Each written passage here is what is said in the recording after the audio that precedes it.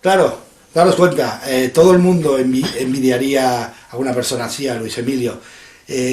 Pero claro, Luis Emilio hoy ha tenido que hacer un trabajo antes, porque todos envidiamos cómo está hoy, efectivamente. Pero a mí me interesa saber, ¿quién es Luis Emilio antes? ¿Qué fue Luis Emilio para llegar hasta donde llega ahora? Bueno, pues muchas gracias por la invitación y muchas gracias por compartir este momento.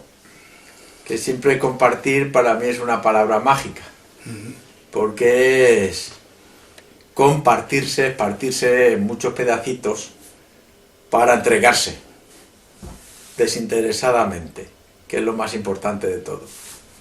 Entonces, en realidad, pues yo soy un privilegiado, ya que la vida tuvo a bien regalarme un mundo mágico los 10 primeros años. Entonces, eso es un privilegio. Y el poder vivir la magia desde toda la parte imaginativa posible y toda la parte creadora, y el poder sentir que puedes hablar con los pájaros, con los árboles, con el aire, con una piedra, y que además responden y dialogas, y que además todo es posible. Y a mí me encantaba, pues, desplegar las alas y volar, y mi padre era el maestro del pueblo, y no recuerdo la clase, porque no recuerdo nada del colegio hasta que llegamos a Madrid casi con 11 años. Y yo apenas sabía leer y escribir ni nada, porque había desconectado y viví toda mi vida en ese mundo mágico de mi infancia. Tuve la enorme suerte de la familia que me tocó. Entonces mi madre, pues una persona mágica también, que como las casualidades no existen, hoy es el día de su cumpleaños, además.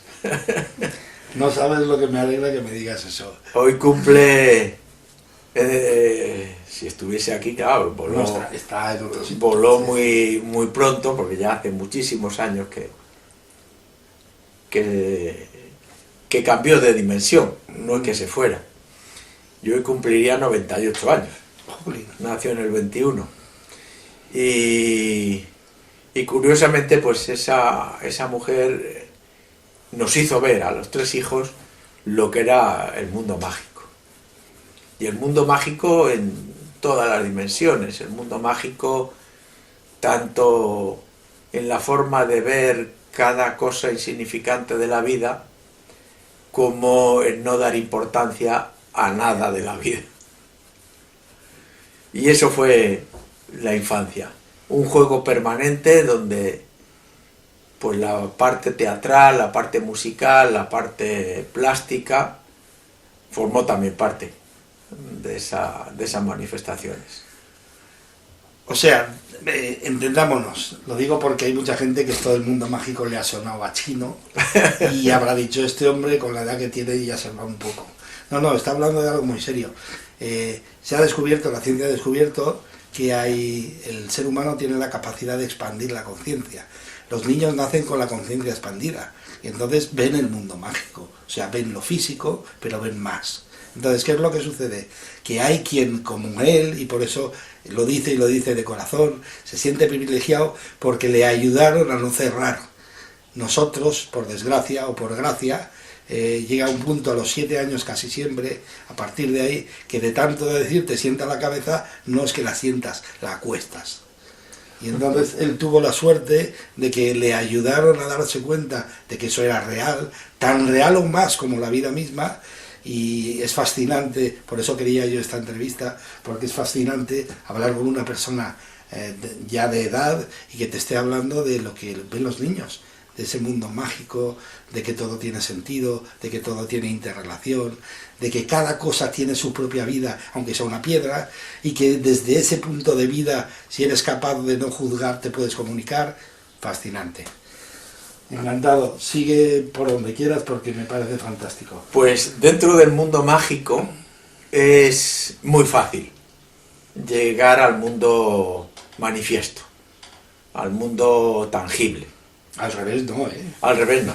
Al revés es mucho más Al revés es complejo. complicado. Sí, sí. Porque, claro, desde el mundo mágico, pues los seres mágicos te adecúan a la dimensión que más te convenga. Y entonces a los 11 años me di cuenta que tenía que entrar en un mundo intelectual. Y la entrada en el mundo intelectual fue pues muy simple, sencillísima. Aparecieron dos seres mágicos, y cuando hablo de mágico no hablo de magia de truco, sino de una dimensión. Y no solo de una, sino de varias dimensiones. Si me permites, yo entiendo que él está hablando de la dimensión en la que cualquier cosa puede ser real. Simplemente si tú lo sientes. Por eso le llaman la magia. Pero la magia la llevamos todos dentro. Simplemente él la pudo ver y vivir. Entonces, Qué bien. me explico. Entonces ese mundo mágico, cuando yo hablo de él, hablo de la capacidad de hacer manifiesto aquello que estás imaginando. Y manifiesto es el territorio tangible, lo que llamamos terrenal, lo denso. Es decir, los 4 elementos de tierra, fuego, aire y agua. Entonces estos 4 elementos tangibles, que forman parte de la materia, nosotros podemos manifestarlos en multitud de formas. Entonces, cuando la física cuántica nos está hablando del vacío cuántico como parte, o de los vacíos cuánticos, porque cada vez se descubren más vacíos cuánticos, y cuando nos hablan del vacío cuántico, claro, la palabra vacío quiere decir que no hay. Pero no hay porque desde lo manifiesto no se puede medir. Si yo meto en ese vacío cuántico un aparato de medida, da cero. Da igual lo que yo quiera medir. Y es porque en ese vacío cuántico los opuestos están absolutamente en equilibrio. Entonces, claro, al meter el aparato no puedo medir nada. Entonces llamo vacío cuántico no porque no lo haya, porque no haya nada, sino porque lo que hay es inmedible. Y dicen los físicos cuánticos que solo cuando está la partícula y la antipartícula, cuando una se escapa del horizonte de ese vacío cuántico, del límite de ese vacío cuántico, no le queda otra que hacerse real. Entonces pasa de partícula virtual a partícula real. Y la otra que se queda, pues, a saber lo que ocurre. Y entonces, en esa manifestación, que es cuántica desde ese punto de vista, pero que es manifiesta en cualquier otra. Entonces, cuando se habla del mundo manifiesto, es decir, del mundo perceptible, pues nos limitamos únicamente a nuestros niveles perceptibles. Y claro, cuando yo me limito al nivel perceptible, y nunca mejor dicho, me limito. Porque lo perceptible es limitador. Y claro, lo que existe fuera no existe. Porque solo lo percibo. Y por tanto, lo constato como algo interior. Entonces yo sé lo que hay dentro de mí. Lo que hay fuera no tengo ni idea. Entonces puedo hacer una extrapolación. El mundo materialista no es ni más ni menos que el estado de soberbia, de la creencia de que lo que yo tengo es lo que hay fuera. Entonces, claro, eso no deja de ser una creencia. Muy limitante. Muy limitante. Y el mundo materialista, el mundo de lo tangible, el mundo de solo creo aquello que percibo, pues evidentemente es limitador. Y lo tuve claro yo cuando pues llegué a Madrid con 11 años y tuve que entrar en el mundo intelectual. Claro, yo solo utilizaba el mundo mágico. Y entonces tuve que repetir toda mi primaria porque lógicamente no sabía nada, y en un curso pues tuve que aprender todo lo que no había aprendido del mundo intelectual, y aparecieron dos seres. Uno me dijo: yo soy voluntad, no te preocupes que yo te doy todo lo que tienes que hacer. Y el otro dice: yo soy amor y voy a estar a tu lado. Bueno, pues yo lo acepté porque formaba parte de ese mundo. Y voluntad me puso un plan, pues como corresponde a voluntad. Y el plan era de 3:30 de la madrugada a 8:30 de la madrugada, esas 5 horas, y por la tarde de 4 de la tarde a 9 de la tarde. A las 9:15 más o menos me iba a la cama y al día siguiente otra vez. Claro, con 10 horas de estudio diario, por muy zote que uno sea, pues algo aprende. Entonces voluntad pues fue enseñándome paso a paso lo que yo tenía que hacer. Entonces, sin perder la magia, pues en 15 años hice todo un recorrido de aprendizaje intelectual, carreras, cursos, tesis doctoral, cátedra, pues todo. Pero que eso es muy fácil, es absolutamente fácil. Y una pregunta, porque estoy viendo cuadros y me has comentado que los hacías tú, pero tus principios de la pintura no fueron así como para echar cohetes, ¿eh? Claro. Que otro se retira. Claro. Cuéntalo porque además es genial. En la infancia, otro maestro que tuve, le decía a mi padre, dice: tu hijo no sabe hacer la O con un canuto. Prepárate porque Sí. va a ser un ignorante toda la vida. Y mi padre no le hizo caso. Y por tanto yo tampoco. No me afectó nada. Entonces yo no me daba cuenta, además yo no tenía conciencia de la visión que tenían de mí los demás. Estaba tan metido en el mundo mágico que yo no percibía la extrañeza de los otros. Entonces a los 12 años dijo voluntad que iba a aprender a dibujar y que lo primero que iba a coger era pulso. Y entonces me tenía 2 horas haciendo muestras de pulso, de líneas paralelas y luego líneas perpendiculares y luego formas poligonales y tridimensionales y todo eso. Y así estuve 2 años. Y al mismo tiempo me animaron a que hiciese una pequeña carrerita que se podía empezar muy temprano, que era artes y oficios. Y entonces en la calle de La Palma había una escuela de artes y oficios. Aquí en Madrid. Aquí en Madrid. Y estuve los 4 años yendo allí, pues aprendí que me encantó la acuarela, el dibujo por supuesto, y luego pues varias técnicas y etcétera. Luego ya empecé a ir también al Círculo de Bellas Artes a hacer figura humana, y luego en Alemania estuve dando clase de figura humana en una academia, etcétera. Pero ahí en lo de figura humana es donde lo guardaste, ¿no? Sí, porque me dediqué a hacer retratos. Y eso, lo que ocurre que es curioso, que claro, pues al casarme, 4 hijos, pues se necesitaba, porque como profesor el sueldo es bastante escaso y necesitaba siempre una ayuda.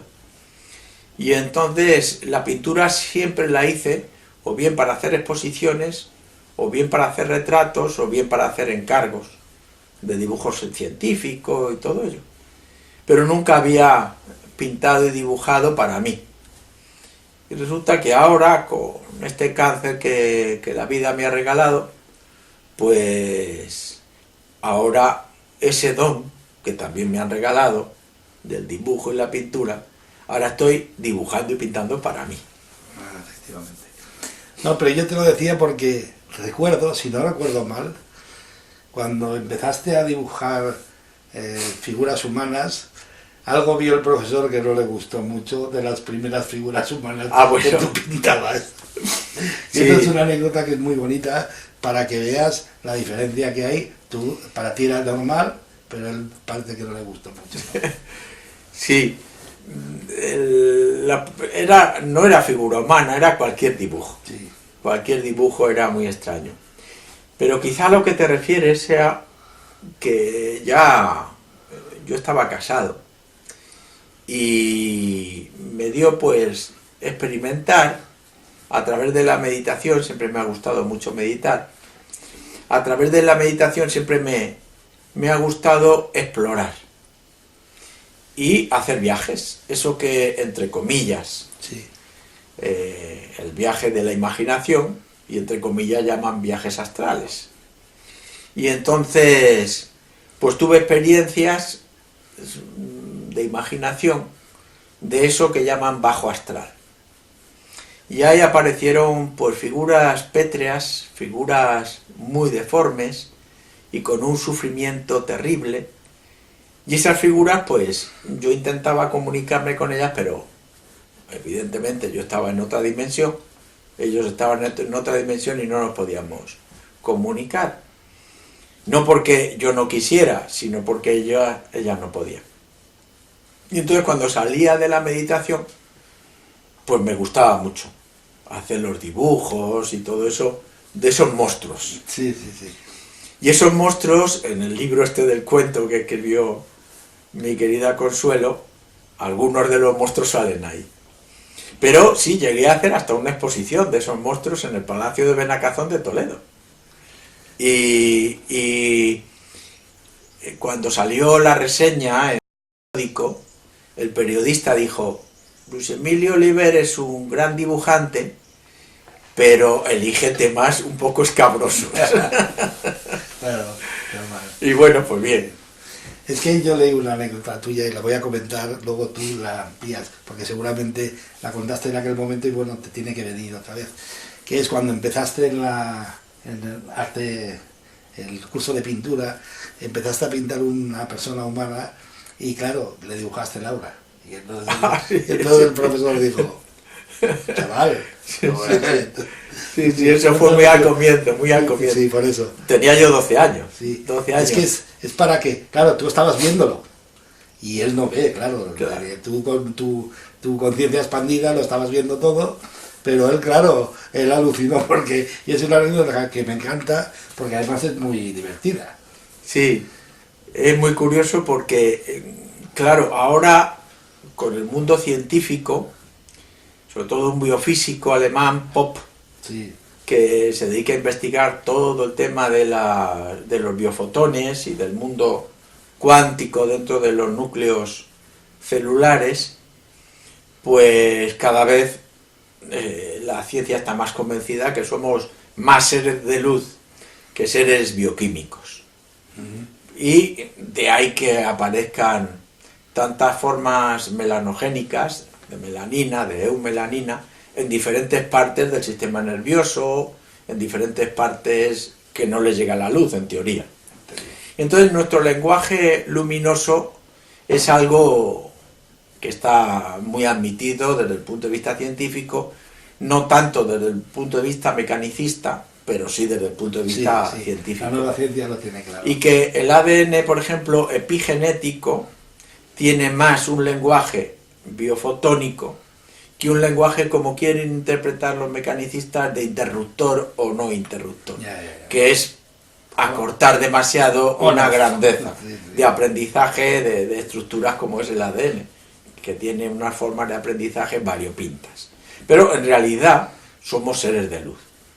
Y entonces, pues de niño yo veía la luz que irradiaban no solo los seres vivos, sino las rocas, el agua, el aire, y entonces hay puntos de luz muy curiosos que cuando vas, y yo lo hablo mucho con mi mujer, vamos paseando, ahora claro, voy muy lento y muy despacito, y cuando vamos paseando le digo: vaya luz que he visto allí, vaya luz que he visto, y ya lo tiene ya asumido que es algo normal. Entonces ver lo que vulgarmente se llama el aura, que yo no tengo ni idea de lo que es luz de multicolor y multitud de cosas, porque intento ponerle los menos nombres posibles. Sí, sí. Y entonces eso que emana, yo lo había visto siempre. Y entonces a los 12 años, cuando fui al Círculo de Bellas Artes por primera vez, y el profesor puso una postura en la modelo, y dijo: venga, tenéis media hora para hacer el encaje y darle el color. Y entonces, bueno, pues yo empecé, lo hice y dibujé pues la luz que le salía. Sí. Y entonces cuando el profesor vino y dice, chaval, ¿pero qué has hecho aquí? ¿Qué es? Digo, pues la luz que le sale, ¿es que no lo ve usted? Y dice, no eres muy normal. Y digo, pues no, me lo han dicho muchas veces. Entonces se quedó muy sorprendido, pero ya se acostumbró. Claro. No, hoy por ejemplo yo, el otro día leyendo, hay un tal Konstantin Korotkov que ha evolucionado la máquina Kirlian y ahora ya ha conseguido fotografiar el color de las personas. No en su amplitud, sí lo más cercano, pero bueno, está claro, eso Claro. Quien no lo quiera ver es que no lo quiere ver y ya está. Entonces, y luego te hiciste catedrático, biólogo. Sí, porque la naturaleza era lo mío. Sí. Y entonces, como la naturaleza sigue siendo lo mío, porque disfruto, no porque me encante la naturaleza, sino porque yo soy naturaleza. Uno de mis hijos dice, es que no tenemos que ir a la naturaleza, somos la naturaleza. Entonces el sentirnos naturaleza y sentirnos que formamos parte de toda esa entidad de naturaleza es muy importante. Sí, porque además yo conforme me llega despierto un respeto por todo brutal. Claro. Y si uno se sintiese naturaleza, no haría las barbaridades que hace por la naturaleza. Entonces, y una cosa, voy a hacerte una pregunta, no estaba preparado, de hecho, pero es una pregunta obligada en este congreso, para que la gente se dé cuenta, porque oírlo de muchas veces diferentes a veces parece que llega más. ¿Tú crees sinceramente que el ser humano es un ser extraordinario? Evidentemente, pero extraordinario es una bacteria. Ya. Y extraordinario es una sola molécula de agua. Ya. Es decir, que una molécula de agua es lo más mágico que hay. Estudiar solo lo que es la molécula de agua y cómo a través de unos enlaces ultra débiles, que son los enlaces de puente de hidrógeno, pueden formar estructuras variopintas que les hace que a temperatura ambiente una molécula tan pequeña sea líquido. Entonces, el agua, que a mí me encanta, que es una cosa maravillosa, que es lo único que además cuando se congela aumenta de volumen y que es capaz de formar estructuras cristalinas de una belleza tremenda. Entonces vemos que el lenguaje de la naturaleza es tan infinitamente amplio y grande que es inconmensurable. Entonces creer que somos capaces de entender la naturaleza es absurdo. Entonces yo cuando estudié los silicatos, por ejemplo, de las rocas, los ciclosilicatos o los silicatos, tectosilicatos, todas las estructuras cristalinas de los silicatos, es que es maravilloso. Entonces, claro que somos especiales, pero somos especiales desde lo más elemental, porque claro, el 70% de nuestro cuerpo es agua. Es agua, sí. Entonces, Sí. somos agua.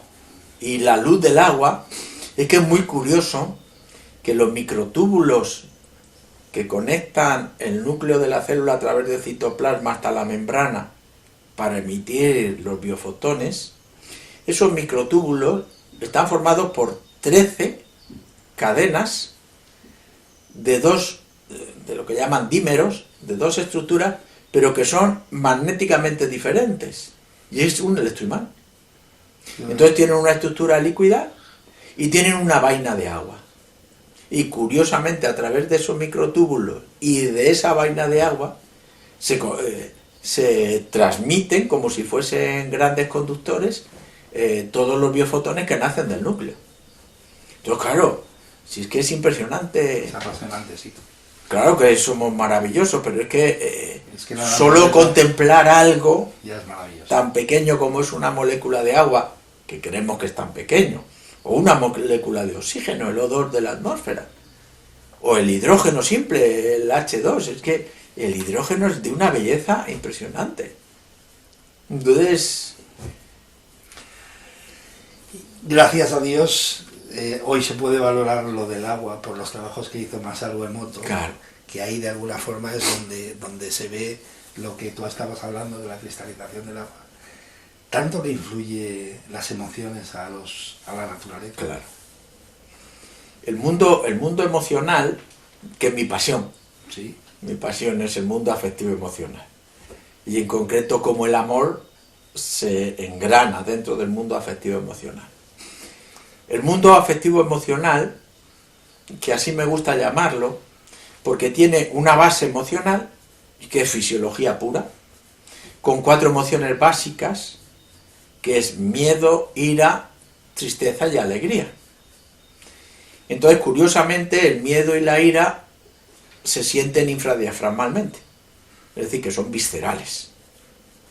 La tristeza y la alegría se sienten supradiafragmalmente, quiere decir que son más afectivas.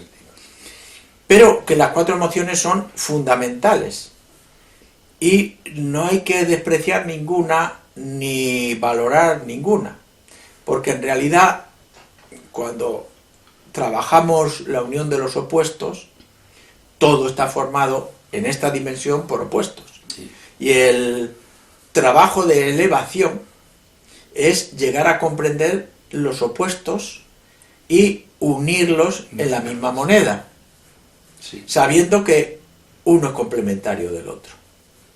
Entonces cada emoción tiene sus opuestos. Así el miedo, por ejemplo, nos ayuda mucho a sobrevivir, evitando peligros, evitando riesgos, y esa es la parte de la supervivencia. El miedo es fundamental desde el punto de vista de esa parte de supervivencia elemental y primaria, muy automatizada. Pero luego tiene su parte más limitadora, a mí no me gusta hablar de positivo o negativo, sino su parte más limitadora, que es cuando el miedo se proyecta en las cosas. Y eso se llaman sentimientos. Cuando una emoción se proyecta en algo, es el sentimiento. Entonces, ¿cuánto te quiero? Eso es un sentimiento. ¿Cuánto miedo me da tal cosa? Eso es un sentimiento. El sentimiento es la proyección de las emociones, que son fisiología, sobre elementos. Entonces, la proyección del miedo sobre determinados elementos nos hacen limitados. Y nos va a generar un estado de estrés, que claro, cuando sobrepasamos nuestro nivel de estrés y lo mantenemos, entramos en la crisis de ansiedad. Tan sencillo como eso. Es un estado muy de corticoides, muy adrenérgico, entonces nos va subiendo ese estado fisiológico, simplemente. Entonces, claro, nos contrae, el miedo produce vasodilatación en las piernas, para salir corriendo. Sí, claro. Y produce vasoconstricción en todo el aparato digestivo.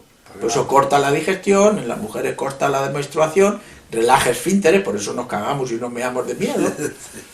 Y empieza con un aumento de oxígeno para aportar oxígeno a las piernas y poder huir. A salir zumbando. Claro. Y es el miedo, pura fisiología. Ahora, ¿cómo proyectamos ese estado fisiológico en las cosas, que son los sentimientos, es lo que nos lleva a ese estado de estrés, de ansiedad, que termina, curiosamente, porque claro, el circuito del miedo es un circuito muy de la amígdala. Entonces empieza en la parte posterior del mesencéfalo, en el techo del mesencéfalo, se proyecta en la amígdala, en determinados complejos amigdalinos, y se lleva al hipotálamo. Y hay respuestas automáticas ante ese miedo. Pero se lleva luego a la zona prefrontal, a los lóbulos prefrontales. Claro, si ese estado de miedo se mantiene mucho tiempo, el estado de ansiedad y de estrés se va haciendo cada vez mayor y termina en una depresión, principalmente determinado por el lóbulo temporal derecho. Sí. Y eso un es una parte. Sí. Claro. O sea, realmente se podría decir que pierdes el equilibrio tuyo. Claro, te desequilibras totalmente, claro. Por eso hay mucha gente que dice, oye, es que ¿te acuerdas que lo comentamos ayer en una conversación? ¿Qué persona más visceral? Porque lo dice todo, wow. Claro. Lo que ocurre es que la visceralidad es el paso a la siguiente emoción abdominal, que es la ira. Entonces la ira no es ni más ni menos que una manifestación de una frustración.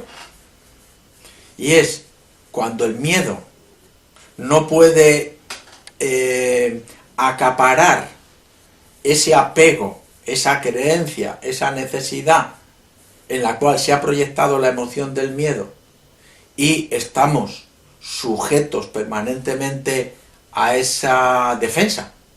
Y yo lo defiendo con mi vida. Sí, sí.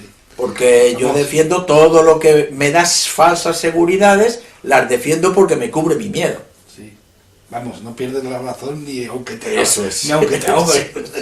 Una de ellas es el tener razón. Sí, sí, vamos. Entonces, claro, cuando no funcionan los apegos suficientemente bien para parar el miedo, entro en la frustración. Y la frustración es la entrada de la ira en su parte negativa.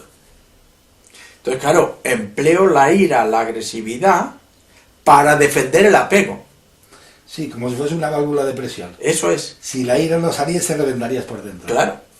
Que es la forma que tienen casi todas las presas Sí. cuando tienen miedo. Las presas huyen, si pueden. Y si no pueden, se defienden. Entonces, ¿cómo se defienden? Por la ira. Por la ira. ¿Y cómo huyen? Por el miedo. Entonces, el miedo genera huida o genera defensa, pero a través de la ira, de la agresividad. Que la parte positiva de esa emoción de la ira es la motivación. Nos motivamos gracias a la ira. Reconductiva. Claro. Entonces, esa ira es muy positiva en el sentido de la consecución de objetivos.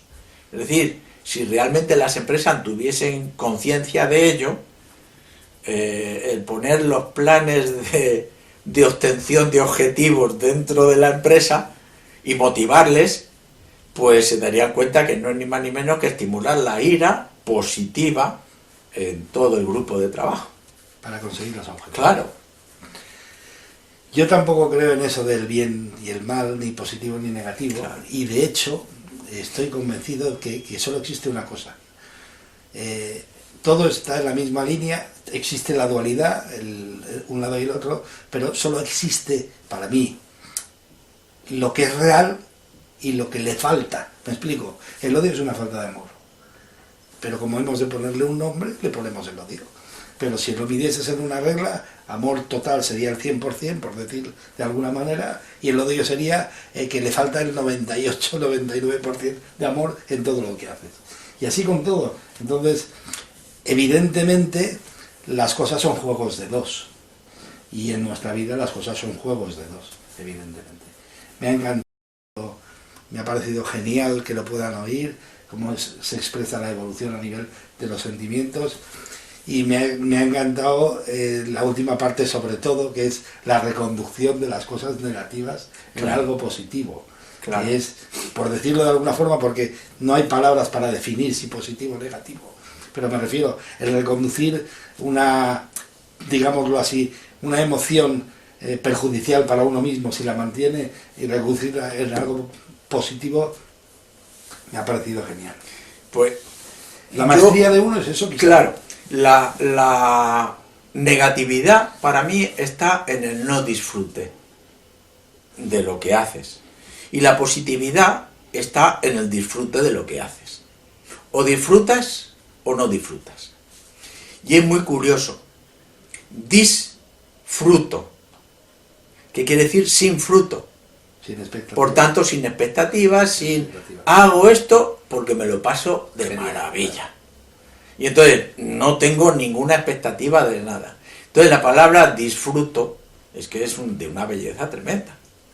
Entonces, claro, con el miedo puedes disfrutar cuando realmente el apego que estás defendiendo triunfa, gana. Por eso no quieres soltar la Entonces, razón. claro. No quieres soltar la razón ni aunque te maten. Eso es, cuando mi equipo gana, Sí, sí, cuando claro, sí, sí. tengo razón, Sí, cuando... Y hay personas, por eso es muy curioso en los temperamentos hipocráticos que el temperamento melancólico la emoción que tiene es el miedo. Y el temperamento melancólico es el que va enfocado a la adquisición de conocimientos como contenidos. El tener muchísimo conocimiento, que no tiene nada que ver con la sabiduría. No. Entonces, los conocimientos es cuánto tengo. Sí. Y entonces, en ese cuánto tengo, imaginaos lo que es cuánto poder, porque tengo mucho conocimiento. Entonces, a mí siempre me gusta decir que una de las cosas peores que le puede ocurrir a una persona es que siempre tenga razón. Porque cuando siempre tiene razón, nunca puede aprender, ya que solo se escucha a sí mismo. Y escucha sus propios conocimientos una y otra vez. Y como son triunfadores, porque tiene tal cantidad de conocimiento que aplasta al resto, entonces al ser triunfadores los conocimientos, pues claro, se reafirma una y otra vez. Claro, la reafirmación de ese apego, de esa creencia, de ese prejuicio sobre sí mismo, le hace creer eso que no es. Y entonces es, porque claro, el ego no existe. El ego es esa imagen que hemos creado en esta dimensión para funcionar en la dimensión. Sí, digamos que es lo más parecido a un pavo. Sí, eso es, tiene el pavo. El pavo subido. El pavo subido. Oye, realmente me encanta porque además es muy gráfico y es muy claro.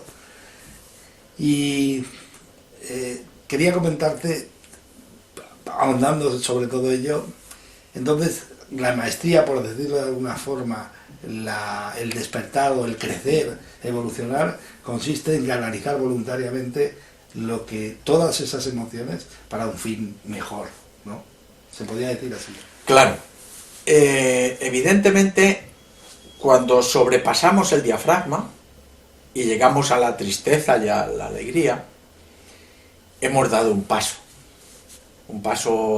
muy importante, porque hemos superado el mundo de los miedos y de la ira enfocada al mundo prejuicial, al mundo de sujetar, de tener. Y entonces la tristeza, que para mí es la emoción favorita, me encanta la tristeza. Es el mundo del ensimismamiento, del meterse dentro de uno mismo, por eso se deprime todo el sistema metabólico y tienes que recogerte. En la naturaleza la tristeza está muy extendida. Y en ese mundo de tristeza, cuando te recoges siempre creas. Y es el mundo de la creación. Entonces a través de la tristeza podemos crear cantidad de cosas. Claro, cuando la tristeza es,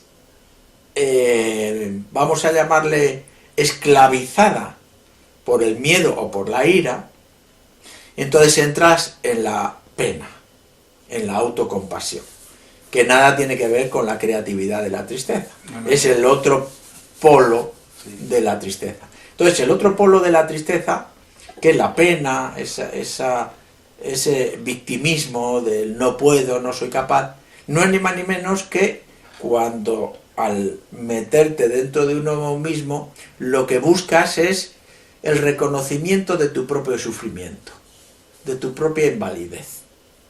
Sí. Y no es ni más ni menos que una esclavitud de aquí, sí, enfocada aquí. Hay mucha gente, de esas conocemos a todos, ¿no? Personas que quieren demostrar lo que valen por lo que están sufriendo. Claro, sí. Y además viene acompañado de una cosa muy curiosa, y eso me he dado cuenta yo siempre. Viene de la mano de la culpa la tienes tú.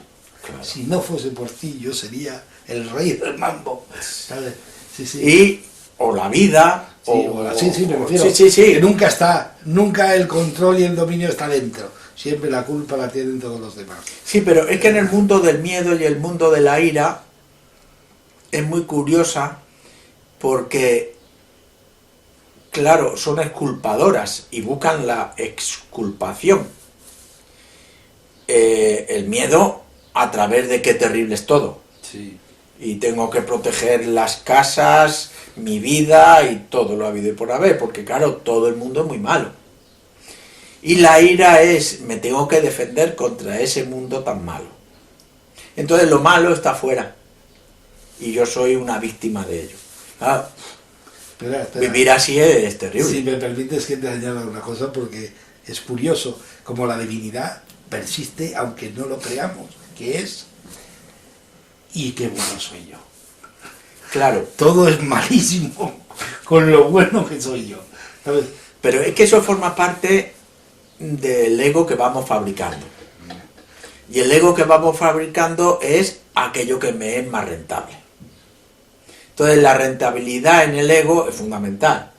Claro, cuando me rompen la rentabilidad del ego y me tengo que fabricar uno nuevo, me acuerdo de la parentela de todos los que me lo han roto. Porque claro, cuesta mucho fabricarse el ego. Y entonces el ego no es ni más ni menos que el grado de reconocimiento que yo obtengo de lo de fuera. Ese es el ego. Sí que es fantástico, pero a la vez eres esclavo de él. Es fantástico entre comillas, porque Sí, es sí. la esclavitud. Sí, es la esclavitud. Cuando te hacen reconocimientos positivos de tu ego, entre comillas, has conseguido el éxito, Sí. es como te envidio por eso tuyo, por el dinero que tienes, las casas que tienes, el coche que tienes, lo que sabes, lo que conoces, lo que. Con lo feo que eres. Y entonces, ese siempre Ese siempre es se acaba curioso. así. Oye, la mujer que tiene, el coche que tiene, con lo feo que es, con lo guapo que yo soy, y mira. Pero bueno, esas son las Sí, envidias sí, normales, sí, fruto de De eso. de la no valoración de tu propio ego. Entonces, claro, el ego no es ni más ni menos que la trampa de esta dimensión. Porque el ego, en el momento que te mueres, deja de existir. Porque no es ni más ni menos que el artificio de vida, con el cual yo me identifico durante esta temporalidad. Pero claro, cuando uno no tiene conciencia de que se muere, es que apague y vámonos. El sufrimiento del ego es terrible.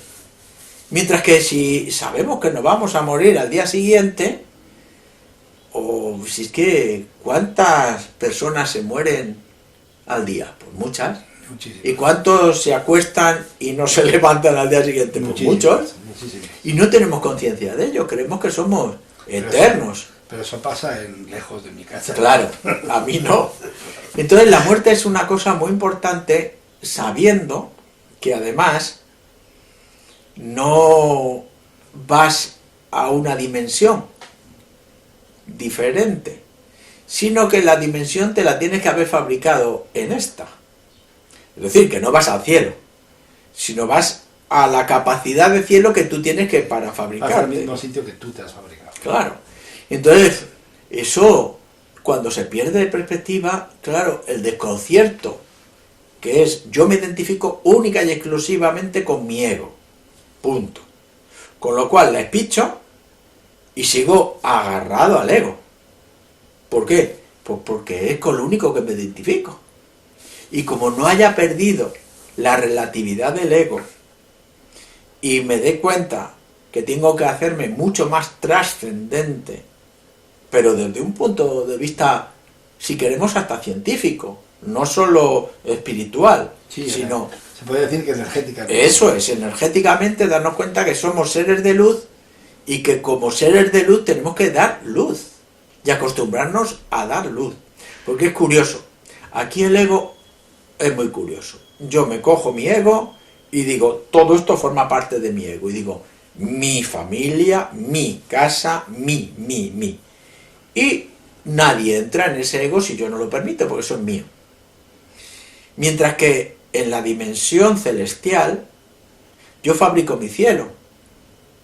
Y ese cielo que me he fabricado, viene otro personaje y dice, ¡hola, qué bonito! Ahora me quedo en este. Y lo comparto con él. Y perdemos la identidad de individualidad, porque no hay ego, para hacernos unidad en ese cielo. Entonces, la unidad de los cielos, lo que llaman la comunión de las almas, es algo maravilloso, maravilloso. Porque, claro, implica el no ego. Y para eso tenemos que aprender a relativizar el ego. El ego de la invalidez, el ego del desprecio, no valgo, no puedo, no soy capaz, el victimismo, en definitiva, ese ego, claro, te va a hacer que tú busques siempre la compasión ajena. Entonces, compadeceros de mí y voy a ver cómo os doy la pena suficiente para que me deis eso que yo no soy capaz de darme. Y te hace que tengas cierto grado de público, que son todos los salvadores que van. Pero mucho más peligroso es el ego del éxito. Cuando empiezan a decirte maestro, sabio, doctor, y te lo creas, y te lo creas, y cuánto te necesito, y cómo te echo en falta, y tú dices, sin ti no sería nadie. Estupendo, pero tengo que darme cuenta que ese no soy yo, ese eres tú. Y tu idealización. Y eres tú quien me necesitas, eres tú quien me ves como sabio, como maestro, como tal, pero no quiero ese ego en mí. Eso es muy importante.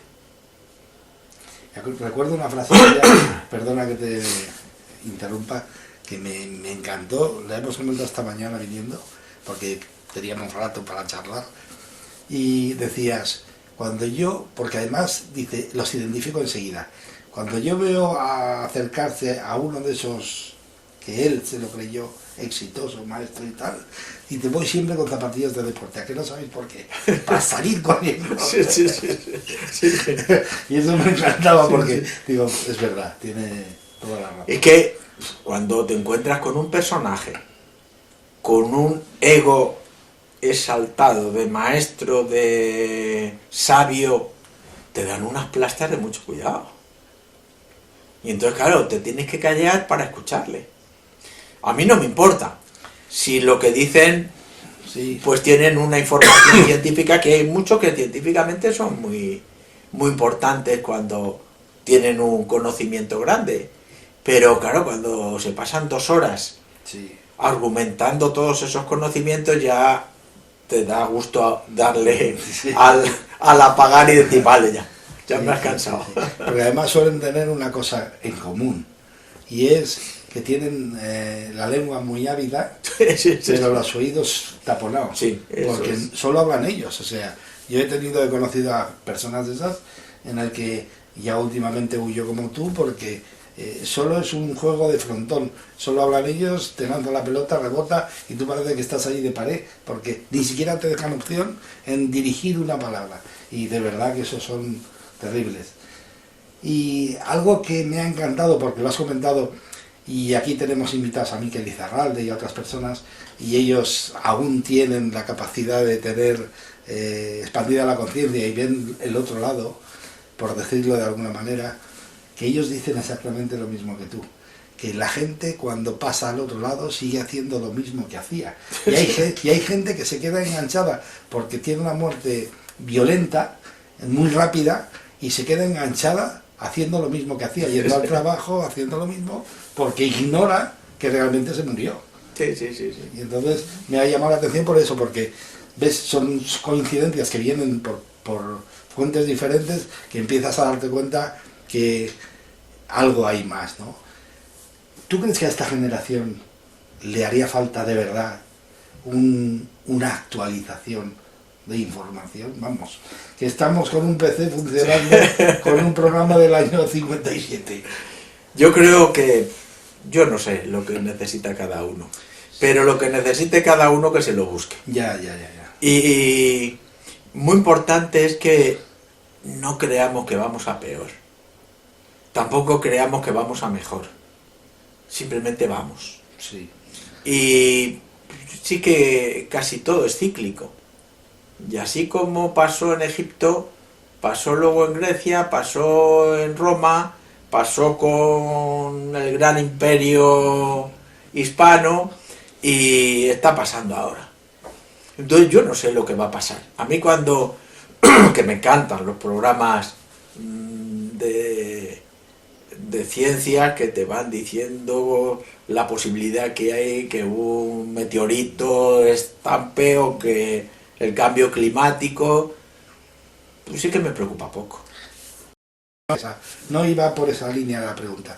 La pregunta iba porque sabes que la educación que recibimos es muchas veces por tradición, la mayoría de las personas de tradición oral por parte de los padres, lo que ellos aprendieron, lo transmiten, pero ha llegado un punto en esta, sobre todo se ha visto más en esta sociedad, que la educación de los padres sigue siendo la misma, pero la ciencia ha evolucionado una barbaridad, que está demostrando que muchísimos de los conceptos que se siguen enseñando, incluso en la enseñanza obligatoria, no valen absolutamente ya para nada. Entonces me refería a eso. ¿Tú crees que de verdad debería haber una revolución, un cambio? Pero si observas, hay una enorme evolución científica, tecnológica. Entonces, tecnológicamente avanzamos una burrada. Yo me acuerdo de mi infancia en el pueblo, que no había ni agua corriente, ni luz eléctrica, ni teléfono, ni nada. Entonces, de esa infancia ahora, y prácticamente mi infancia fue muy parecida a la de mis padres. Sí, evolucionó. Entonces evolucionaba poco, y de los años 70, 80, 90 aquí ha pegado un salto y seguirá saltando. Pero son evoluciones que son mucho más técnicas que anímicas. Las almas, el mundo espiritual, el mundo trascendente, más o menos estamos más o menos igual. Sí, eso está. Si leemos a Platón, leemos a Aristóteles y leemos a cualquier sabio, está tan vigente como cuando lo escribieron. A mí, que me gusta leer bastante el Nuevo Testamento, lo mismo que el mundo místico sufí, el mundo místico esenio, el mundo místico, sobre todo el budismo, que me apasiona, y el hinduismo me apasiona. Cuando lo leo, pues claro, es de una fuerza y de una actualidad brutal. Y Buda, y sí, imagínate los miles de años que hace, y está absolutamente vigente. Entonces, cuando vemos que sí, que no nos diferenciamos mucho del faraón egipcio. No, está claro, está claro. Entonces, que aquellos tenían un mundo mágico más práctico, pero bueno, se construían unos edificios para su culto y sus cosas de mucho cuidado, es decir, que en lo tangible estaban también muy puestos. Entonces, yo no sé, tampoco me quiero ocupar ni preocupar. Ya. Y lo que creo es que cada uno tiene que encontrar su propia trascendencia. Y eso es un trabajo personal. Y interno. Muy interno, muy interno. La trascendencia es que está aquí, dentro, no está fuera. Sí, porque siempre nos hablan o hablamos de todo lo que necesitamos en esta sociedad, está la costumbre de tomarlo de fuera. Oye, que estoy enfermo, de fuera. Que tengo que, de fuera. Y en realidad, la verdad, lo que realmente importa está todo dentro. Claro. Y la búsqueda real es una introspección de uno mismo. Por ejemplo, a mí una cosa que me encanta es salir a la naturaleza ahora en primavera y empezar a ver la geometría sagrada en la naturaleza. Claro, pero es que tú tienes canal de pago y nosotros y es que es nada. Apasionante. Y claro, no solo en lo obvio, que si vemos la estructura pues tanto tetrámera de una flor como pentámera de la flor o hexagonal, y vemos esa geometría sagrada, es perfecta, o la disposición de las hojas en la rama es perfecto, sino cómo se encuentran los granos de polen en las anteras de la flor. Entonces haces una macrofotografía o te aproximas con una lupa binocular y lo ves, y es que es una disposición perfecta.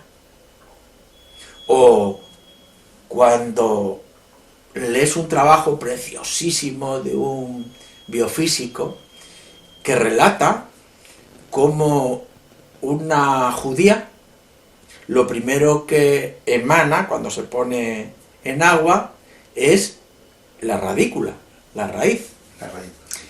Pero antes de salir la raíz, emana un rayo de luz.